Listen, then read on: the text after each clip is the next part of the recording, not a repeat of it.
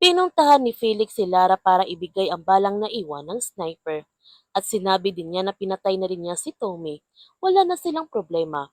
Ngunit hindi natutuwa nito si Lara sa ibinalita sa kanya ni Felix. At sinabihan ni Lara si Felix na hindi na niya kailangang malaman yan dahil ang dami na niyang iniisip na siyang hindi maintindihan ni Felix dahil ang sabi ni Lara sa kanya noon na gusto niyang malaman ang lahat. Naggalit pa nga ito si Lara sa kanya nung hindi niya sinabi na pinatay niya sina Oliver. Tapos ngayon, ina-update niya ito sa lahat ng kanyang mga ginagawa. Sasabihin ni Lara ngayon na ayaw niyang malaman. Nagalit naman si Lara kay Felix at pinapaalis niya ito. Pero bago umalis si Felix, pinagsabihan niya si Lara na ginagawa lang niya ang kanyang trabaho. Baka nakakalimutan niya kung gaano kaimportante ang kanilang misyon. Sa pag-alis ni Felix, napaiyak na lamang si Lara at lumalambot na nga ang puso ni Lara. Mukhang hindi na niya kakayanin ang kanilang misyon ng kanyang ama-amahan. Hindi na niya kakayanin ang pinaggagawa ng kanyang ama-amahan. Pero takot si Lara na biguin ang mga plano ng kanyang ama-amahan dahil mananagot siya nito. Kaya hindi na nga alam ni Lara kung ano ang kanyang gagawin. Habang si Marcos pinunta naman niya si Dato Raman para kausapin ito tungkol sa magkakapatid na Rosales. Kung may alam ba siya kung saan galing ang mga baril na ginamit ng magkakapatid at kilala ba niya ito. Ito na ang kanyang pagkakataon para mabigyan niya ng hustisya ang kanyang mga kababaryo. Sabihin nito sa kanya kung ano ang kanyang nalalaman. Ngunit tulad ng dati tinatanggi pa rin ni Dato Raman na wala siyang alam at hindi siya parte ng sindikato. Kaya naiinis na naman si Marcos sa pananahimik ni Dato Raman at umalis na rin siya dahil wala siya nitong mapapala. Pero nagsisinungaling pala talaga si Dato Raman.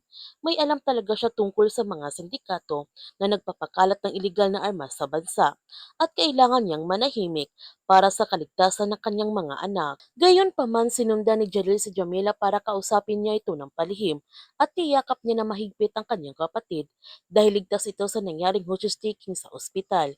Nagtanong naman si Jamila sa kanyang kaka kung bakit niya kasama ang Task Force Alpha. Sinabihan ni Jalil si Jamila na mahirap ipaliwanag pero nasa loob na siya ng SID.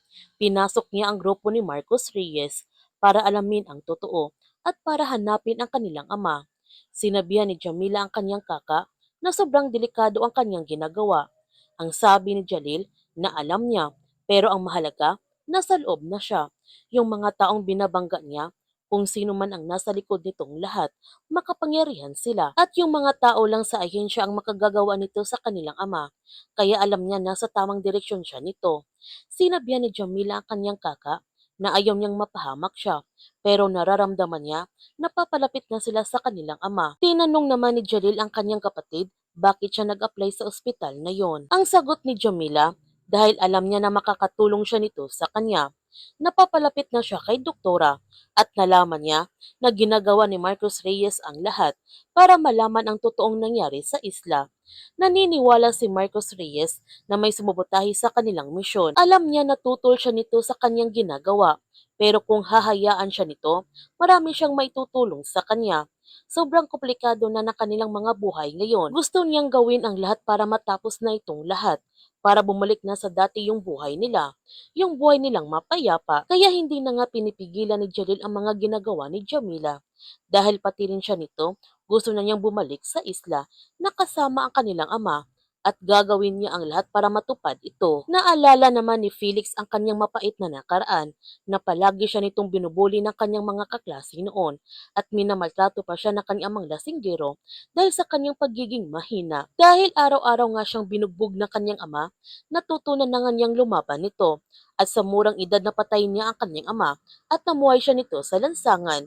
Pinapatay niya ang mga taong hindi nagbigay sa kanya ng pagkain. Hanggang nakita ni General Carillo ang mga ginagawa ni Felix sa lansangan at napabilib siya nito sa tapang na ipinakita ni Felix. Kaya kinupkup niya ito upang hindi ito maging salot sa lipunan.